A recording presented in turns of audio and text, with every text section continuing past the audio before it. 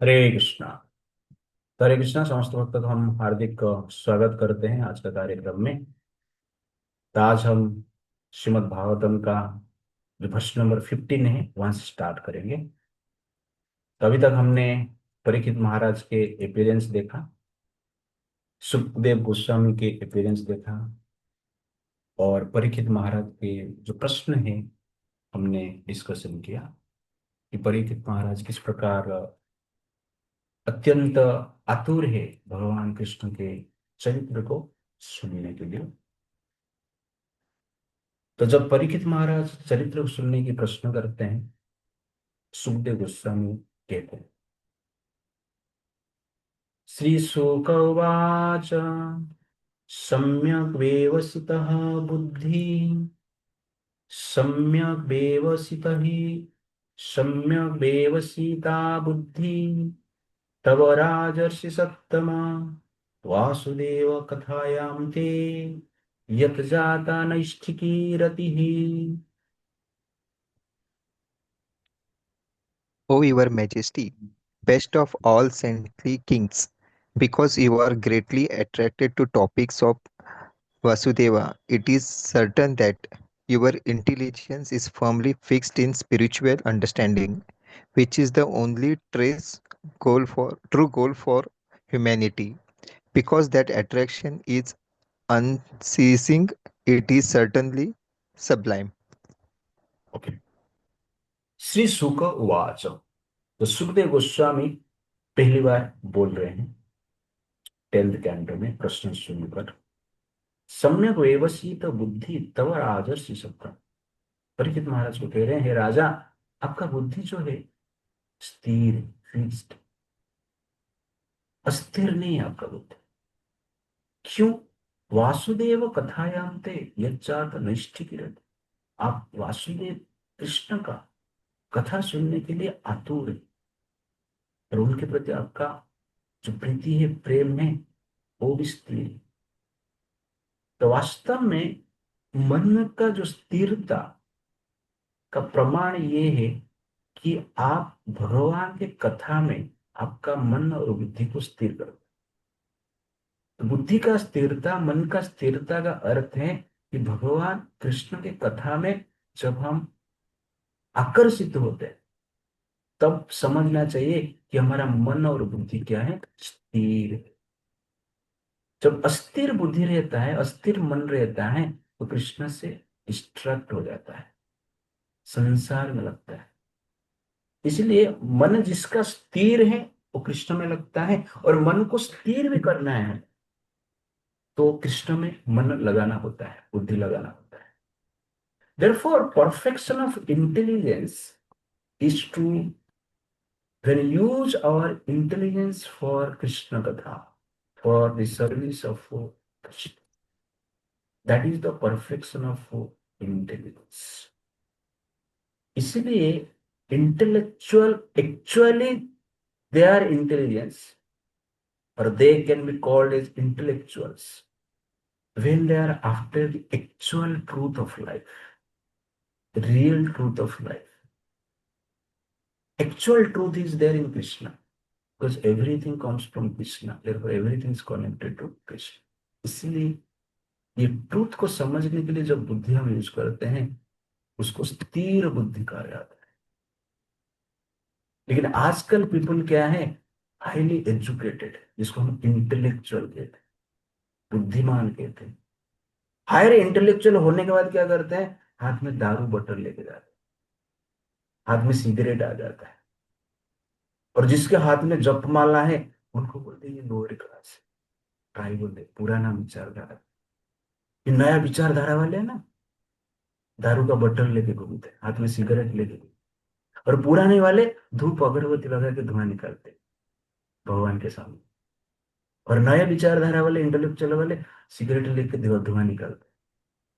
तो एक धुआं निकलेगा तो मन शुद्ध होगा, दूसरा धुआं निकलेगा मन भी अशुद्ध होगा, और एयर भी पॉल्यूट हो जाएगा। एक माला लेंगे तो जनरली क्या, मन भी शुद्ध होगा, लेकिन और एक जिसको माल कहते हैं, लेकिन वो माल लेंगे तो शरीर ही अशुद्ध हो जाएगा। तो कहने का अर्थ है कि वास्तव में इंटेलिजेंस आजकल ज्यादातर एजुकेटेड हाईली क्वालिफाइड, ठीक है, तो वो लोग सोचते हैं कि ड्रिंकिंग करना, स्मोकिंग करना, बाकी भोग करना, ये सब एंजॉयमेंट है। और 31st नाइट को यही चल रहा था। दुनिया में सबसे ज्यादा जो ड्रिंकिंग होता है, अल्कोहल बिका जाता है 31st नाइट को, मीट ईटिंग किया जाता है 31st नाइट को, सेक्स किया जाता है 31st नाइट को। तो अनेक प्रकार की पाप पूर्ण जो नाइट है, दैट इज इक्वल किया 31st नाइट। दुर्भाग्य है कि हमारा इंटेलिजेंस इतना बढ़ गया है, जो नया साल नहीं है उसको भी नया साल मना रहे, 1 जनवरी। क्या इसमें नया है? तो मैं आपको इसके बाद एक वीडियो भेजूंगा। वो वीडियो आप सब लोग थोड़ा सुनिए आज, तो आपको पता चलेगा ये जो अंग्रेजी कैलेंडर है कितना फॉल्स है, फेक है, और झूठे से झूठ से भरा हुआ। तो क्लैरिटी होना चाहिए हमारे पास। हम सोचते हैं कि हम मॉडर्न लाइफ में बहुत इंटेलेक्चुअल है, और हमारा जो कैलेंडर है, पंचांग है, वो जनरली क्या है, ऐसा कुछ बना दिया है कोई साइंटिफिक।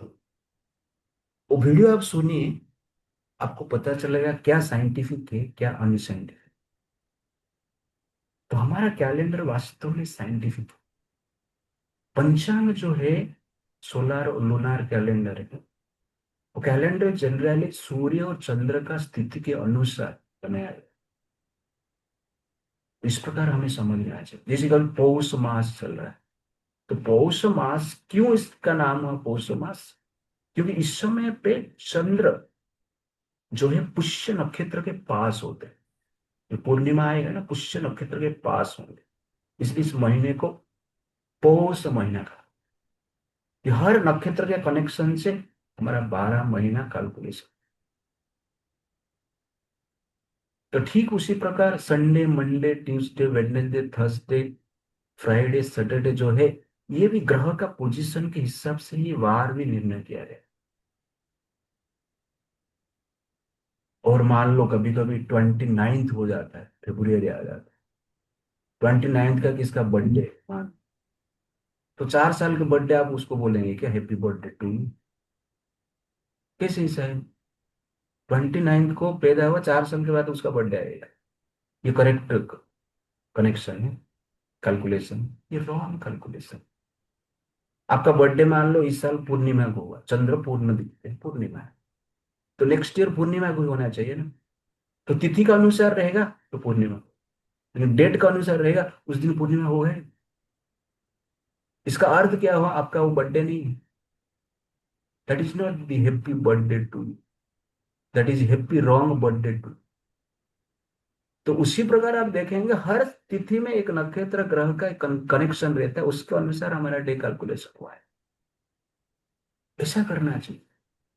धरती का आज जन्म नहीं हुआ है, बर्थडे मतलब क्या है? धरती का जब जन्म हुआ है, आज के दिन ब्रह्मा जी ने पूरा संसार का रिबन कटे थे। ऐसा है क्या? नहीं। गुड़ी पड़वा, चैत्र मास शुक्ल प्रतिपदा, प्रतिपदा मतलब पहला दिन, तो उस दिन ब्रह्मा जी ने संसार का रिबन काटे थे। पहला सूर्योदय उस दिन हुआ है, कंस्ट्रक्शन कंप्लीट हुआ है। उस दिन को जनरली हमें न्यू ईयर मनाना चाहिए, लेकिन कोई भी डेट को न्यू ईयर मना, ये दुर्भाग्य है। ये इंटेलिजेंस की बात नहीं, ये सम्यक व्यवस्थित बुद्धि नहीं। ये बुद्धि जनरली क्या है? अस्थिर है, इस प्रकार कार्य करते हैं। आपका बर्थडे आज, तो हम आपको बोलेंगे ठीक है हैप्पी बर्थडे टू, तो आपको अच्छा लगेगा। कोई भी दिन में आपको बोलेंगे हैप्पी बर्थडे, आज ही तुम्हारा बर्थडे है, जबरदस्ती बोले चलेगा। वैसे न्यू ईयर का अर्थ है धरती का जन्म, संसार का जन्म, देखो न्यू ईयर कहना चाहिए। दैट इज चैत्र शुक्ल प्रतिपदा। लेकिन दुर्भाग्य है हम ये सब जान नहीं पाते, और इस प्रकार विचारधारा से हम जी रहे। और क्रिश्चियनिटी का प्रचार करने के लिए ब्रिटिशर्स ने ये सब इंट्रोड्यूस किया है। ब्रिटिशर्स चला गए, फिर भी हमारा ये चल रहा है। जब आप डेट लिखते हो, तो आपका मन में कॉन्शियसली आप एक्सेप्ट कर रहे हो कि ये मेरा ये नया ईयर है। हम लोग तो थोड़ा ठीक है, शास्त्र पढ़े हैं, कल्चर के साथ कनेक्टेड है, इसलिए ये सब बोल रहे हैं। तो आजकल के जो बच्चे पैदा होते हैं उनके साथ कुछ कल्चर का कनेक्शन ही नहीं, ये विचार भी उनके मन में आए रहे, जब हम बोलेंगे तो फिर रिबेलियस हो जाएगी। तो सटली इस प्रकार की एक विचारधारा को चलिए क्या करते हैं, डाल दिया जाता है। और 31st डे में भी हरे कृष्णा वाले जो है, वो क्या करते हैं, रात भर अनिद्रा रहकर सेलिब्रेशन करते हैं। और पूछेंगे तो कहेंगे नहीं, हमें पता है ये नया ईयर नहीं है, लेकिन हम एंगेज कर रहे हैं डिवोशनल सर्विस, ये एक अपॉर्चुनिटी। अच्छा है, अपॉर्चुनिटी करना चाहिए। क्यों गुड़ी पड़वा के दिन अपॉर्चुनिटी किधर चला जाता है? गुड़ी पड़वा के दिन रात भर बिना सोए चैंटिंग क्यों नहीं होता है? तो इसको जब हम फॉलो करते हैं भक्ति भाव से भी, वास्तव में हम क्या करते हैं, एक न्यू ईयर का एक्सेप्टेंस को कॉन्शियसली ग्रहण करते हैं और प्रचार प्रसार भी करते हैं। तो भगवान भी हंसते रहेंगे, यार न्यू ईयर नहीं है और ये लोग मना रहे हैं। आपका बर्थडे नहीं है, कोई मना रहा है इसे, उस दिन दारू पी रहा है, तो आप भी हंसेंगे ना, ये क्या कर रहे हैं, ये पागल है, जो नहीं है उसको मना रहे हैं। तो ये क्लैरिटी हमारे पास होना चाहिए। तो ये सरकार का काम, संसार में ये सब चीज को भारत में प्रचार प्रसार करना है। ठीक है, सरकार नहीं कर रहा है तो हम तो अपना घर का सरकार, अपने कुछ तो कंट्रोल में, अपने नियंत्रण में कुछ लोग हैं जिसको हम इन्फ्लुएंस कर पाए। तो ये क्लैरिटी के साथ हमें रहना चाहिए, दैट इज सम्यक व्यवस्थित। और अल्टीमेटली सम्यक व्यवस्थित क्या है, जब भगवान के साथ हमारा कनेक्शन हो। तो प्रभुपा जी का एक प्रभुपा जी का एक कन्वर्सेशन में पढ़ रहा था, तो आप लोग ध्यान से सुनिए, आपको अच्छा लगेगा। एक डिवोटी पूछ रहे किम करके, what do you think of use of drugs as an aid? Prabhupada says, drugs, that is madness. Human being, after the evolution of 8 million forms of bodies, he comes to human body to understand philosophy, these Vedas. So instead of utilizing life for that purpose, he wants to become again like the cats and dogs. And therefore he takes drugs. He's already cat and dog. He has no better than cats and dogs. He is no better than cats and dogs because he has no interest in this knowledge. The humanity starts with when you give interest in Vedic knowledge. That is humanity.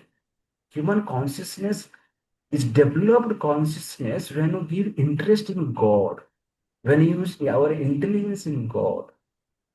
That is human consciousness. Otherwise, when you use your intelligence for ahara, nitra, bhaya, mayitun, that is the intelligence of cats and dogs.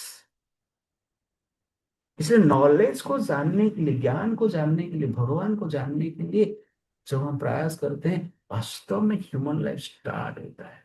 Otherwise वही activity हम कर रहे हैं in the garb of humanity.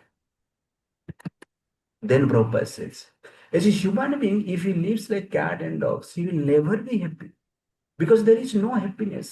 Therefore, he takes drugs to forget. This is the drug philosophy. Drug philosophy means to forget one's present suffering, he must suffer because his consciousness is developed. He must take this Vedic knowledge, but he does not take. Therefore, he is dissatisfied. And to counteract the dissatisfaction, he takes drugs. This is philosophy. This is drug philosophy.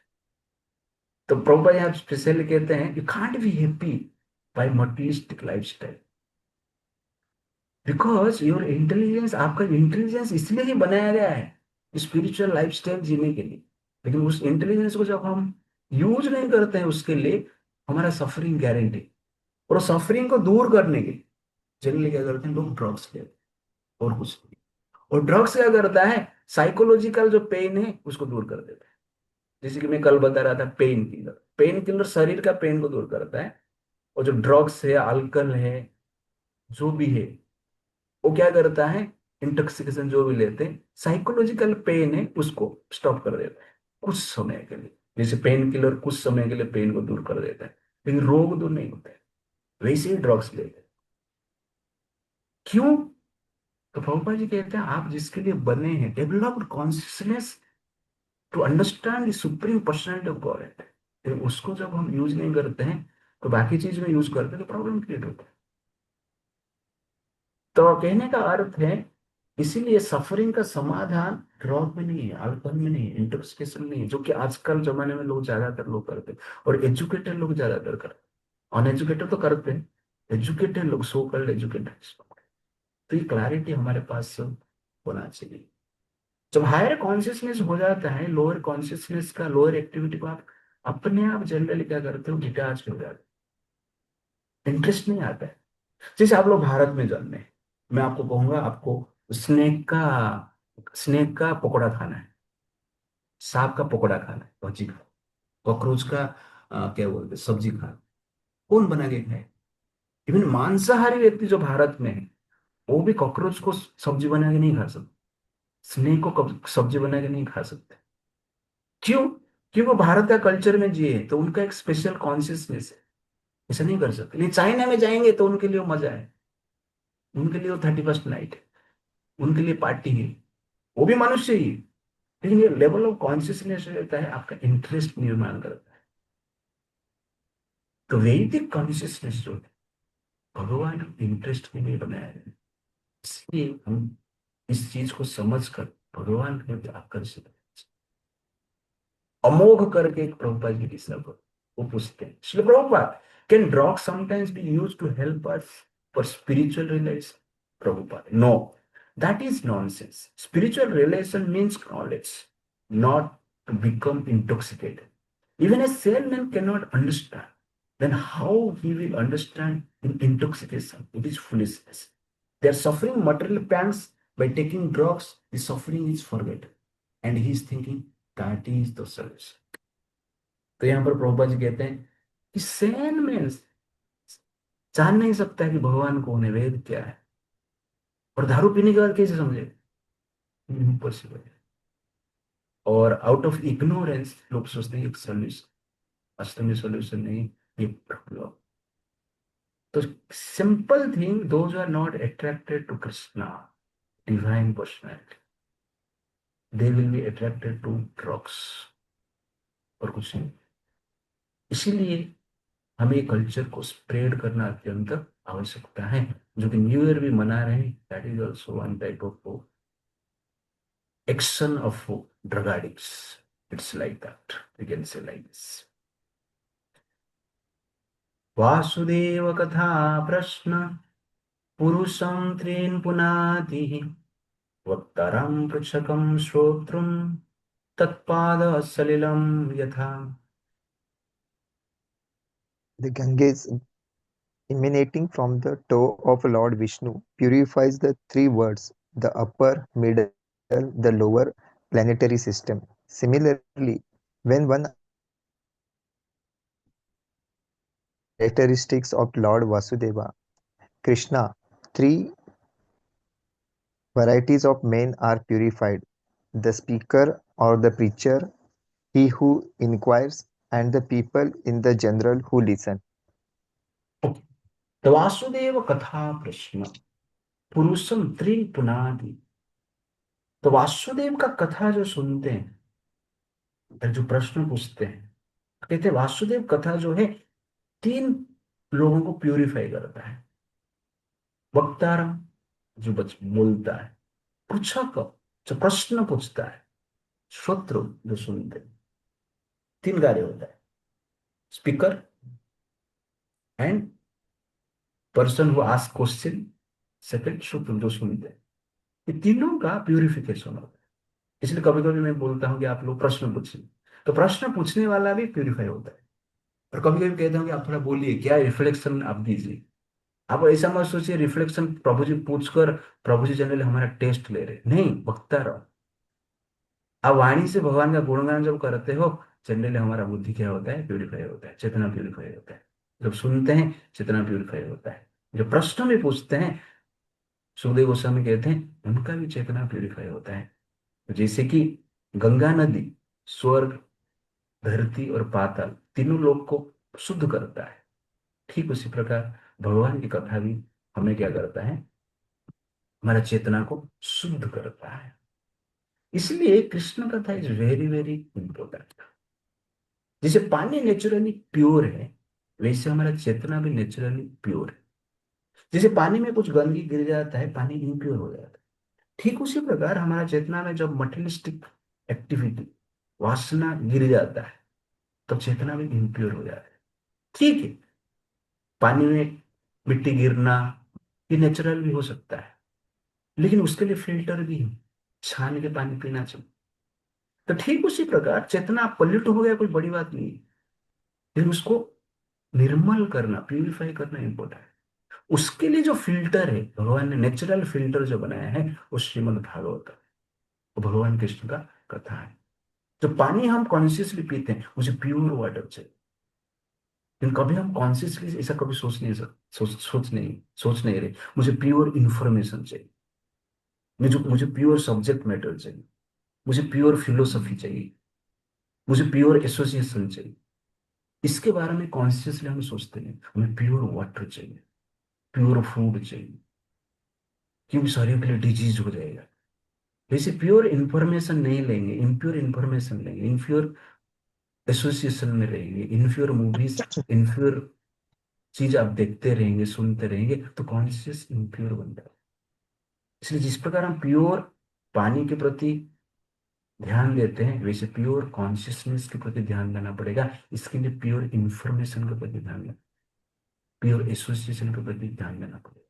इसलिए हम online एक platform बनाना चाहते हैं, जिस प्रकार की association हम प्राप्त कर सकते हैं। इसलिए मैं भागवतम पढ़ रहा हूँ, इसलिए आपको भी बोल रहा हूँ पढ़ने के लिए। मैं भी पढ़ सकता हूँ डायरेक्ट, लेकिन आप लोग का थोड़ा इंटरेक्शन की आवश्यकता है। आप भी पढ़ेंगे तो आपको अच्छा भी लगेगा, तो उसका इफेक्ट भी रहेगा। श्रीमद् भागवतम जो है, हमारा चेतना को क्या करता है, प्यूरिफाई करता है।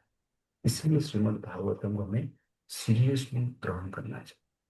प्रभुपाद जी कहते हैं, the Krishna consciousness movement is full of Vasudeva कथा। Anyone who hears, anyone who joins the movement and anyone who preaches will be purified. तो भगवान का जो गुण है अत्यंत महत्वपूर्ण, एक साइंस है। आप जिसका गुणगान करते हो, उसी प्रकार की चरित्र आपके भीतर होता है, वो गुण आपके भीतर प्रवेश करता है। आप सर्वगुण संपन्न भगवान का गुणगान करेंगे, तो भगवान का गुण हमारे भीतर आएगा। लेकिन दुर्गुण व्यक्ति का गुणगान करेंगे, उनका गुण हमारे भीतर आएगा। तो आजकल ज्यादातर लोग क्या है, दुर्गुण व्यक्ति को देखते हैं, सुनते हैं और उनके बारे में डिस्कशन करते हैं। इसलिए ज्यादातर लोगों के हृदय में दुर्गुण ही आ जाता है। ये सद्गुण व्यक्ति का जब गुणगान किया जाता है, वास्तव में चेतना में सद्गुण का जागृत होता है। ये साइंस है। जैसे हाथ में आपने गंदा चीज को टच कर दिया, मल को टच कर दिया, तो जनरली हाथ से जो जो दुर्गंध आएगा, गंध आएगा, मल का आएगा, क्योंकि मल आपका शरीर को टच किया है। लेकिन वही हाथ से आपने चंदन को टच किया है, तो चंदन का फ्रेग्रेंस आपका हाथ से आएगा। तो जिसको आप टच करते हो, वो चीज आपका स्किन में लग जाता है, और उसके अनुसार उससे दुर्गंध और सुगंध आता है। तो मन को क्या टच करता है, मन को साउंड टच करता है, मन को क्वालिटी टच करता है, गुण टच करता है, फिलोसफी टच करता है, चरित्र टच करता है।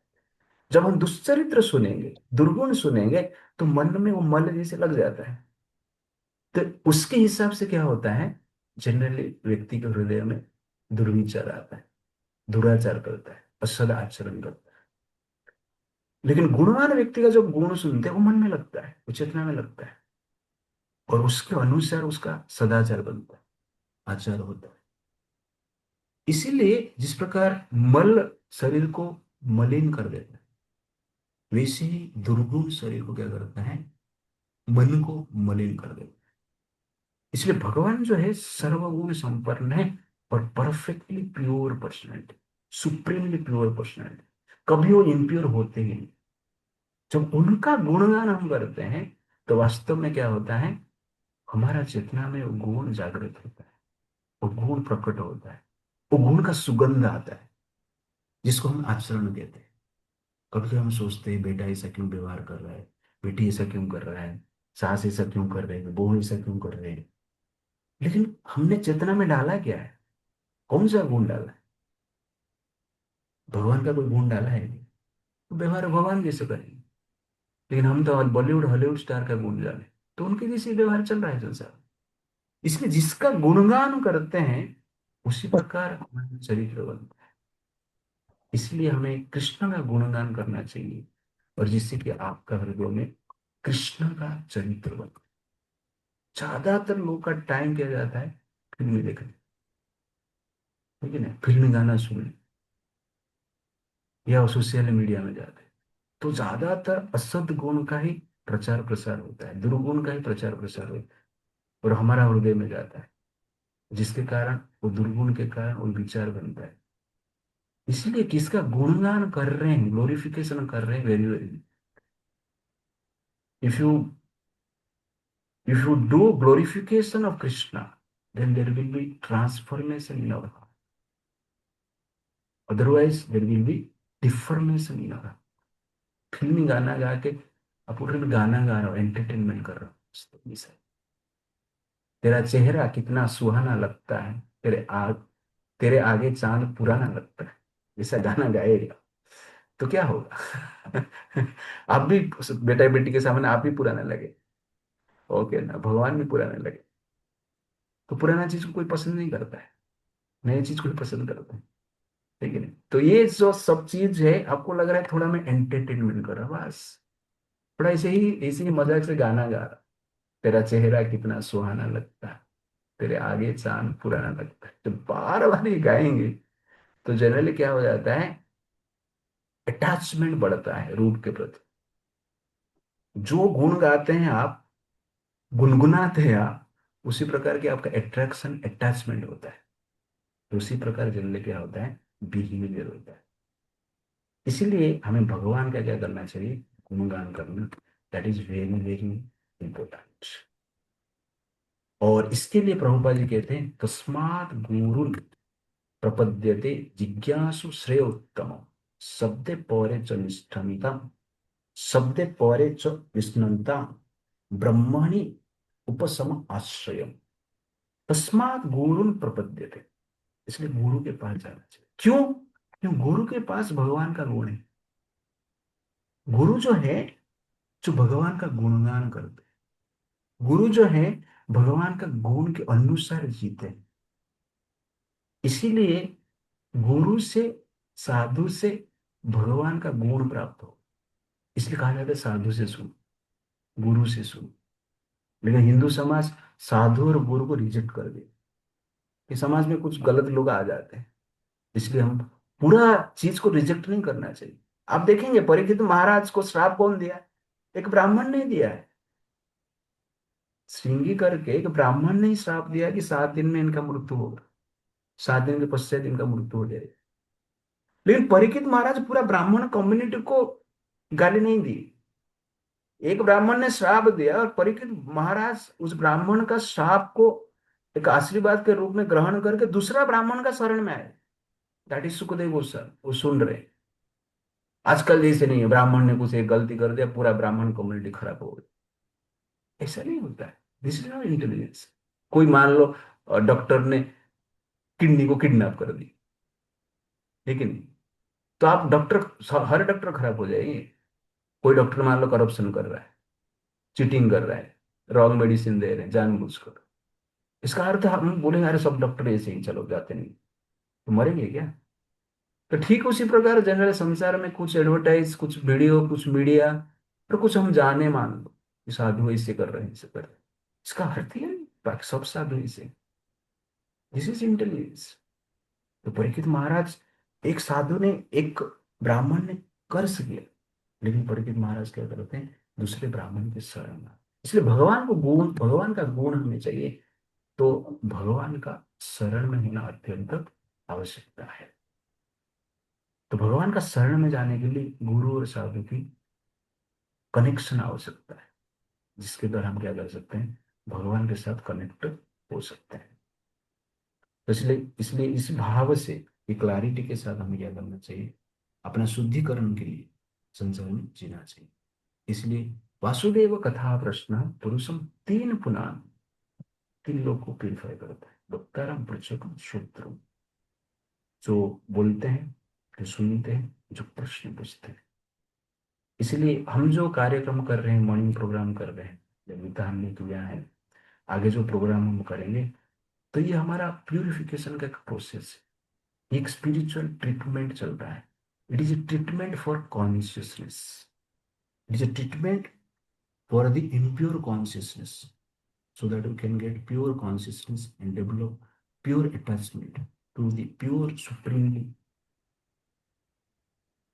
to the pure supreme personality of Godhead Krishna. It's like that. हरे कृष्णा, श्री प्रभुपाद की जय। तो कल हम देखेंगे वर्ष नंबर 70 कि सुखदेव गोस्वामी क्या बताते हैं। तो यहाँ पर समाप्त करते हैं आज का सेशन।